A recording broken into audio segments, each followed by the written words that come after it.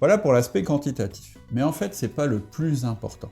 Le plus important, ça va être l'aspect qualitatif, parce qu'en fait, c'est ça qui va faire la différence. C'est ça qui va donner de la force à votre communication, c'est que cette quantité que vous allez donner, elle va être aussi accompagnée de qualité. Alors, qu'est-ce que c'est que la qualité de la communication? En fait, ça va s'articuler sous 3 grands axes. Le premier, c'est la compréhension, le deuxième, c'est l'individualisation, et le troisième, c'est la focalisation. Si vous avez ça, vous n'aurez aucun mal à être entendu plus que les autres. Si vous avez la fréquence plus ces 3 axes-là, c'est vous qu'on écoutera. Alors, la compréhension, qu'est-ce que je veux dire par là? En fait, c'est relayer le mieux possible le message de votre direction.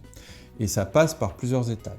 La première, c'est d'intégrer et de comprendre le message de votre direction. Il faut qu'il y ait aucune zone de flou, il faut que vous soyez clair par rapport aux objectifs, clair par rapport à la stratégie de l'entreprise. Si vous avez un doute par rapport à ça, retournez voir votre manager et demandez-lui des explications. C'est impératif. Si vous ne comprenez pas parfaitement le message de la direction, vous ne pourrez pas ensuite le transmettre. Le deuxième aspect, c'est d'être d'accord avec le message de la direction.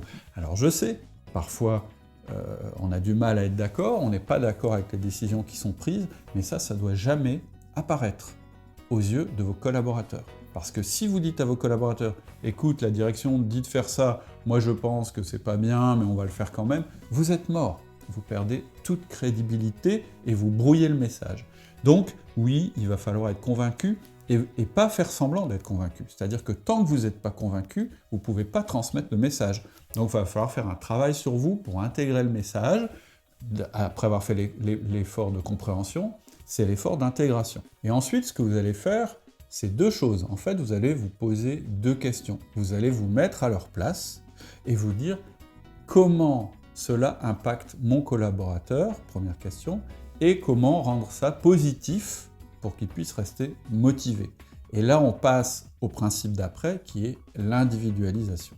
Alors, l'individualisation, c'est effectivement de communiquer de manière individuelle avec les personnes, plutôt que de manière collective, parce que ça vous permet d'adapter le message et de le rendre plus percutant pour chaque personne.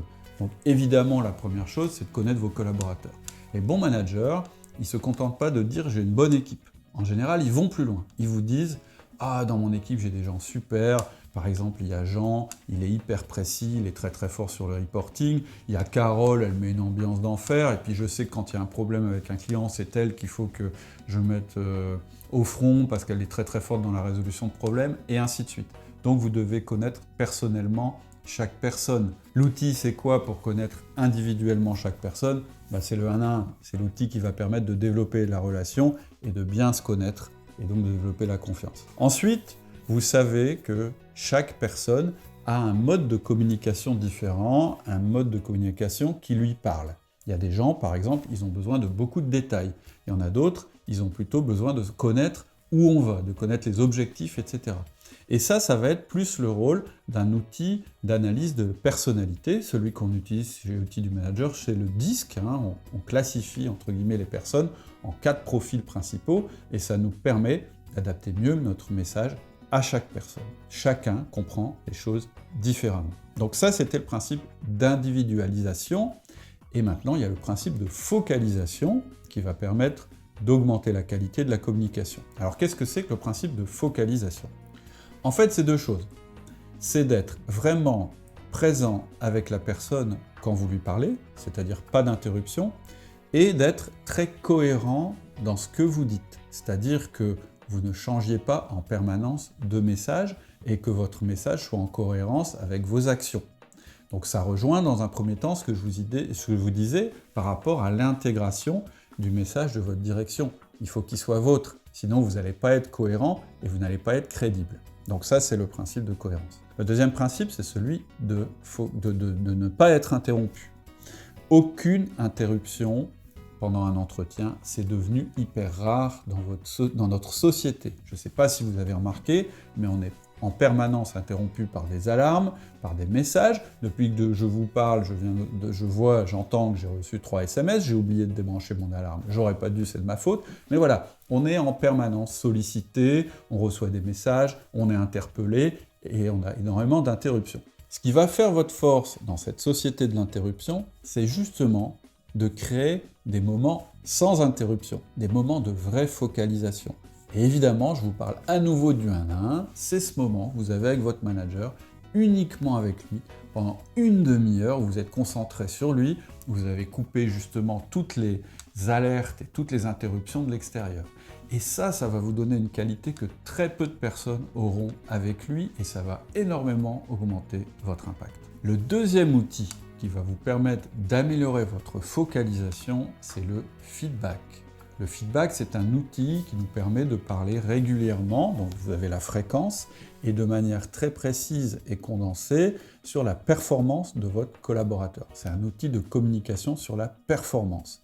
Et là, à nouveau, vous êtes supérieur aux autres parce que vous avez une grande cohérence et une grande fréquence. C'est-à-dire que lorsque vous faites un feedback à la personne, c'est cohérent avec le message général de ce que vous attendez d'elle.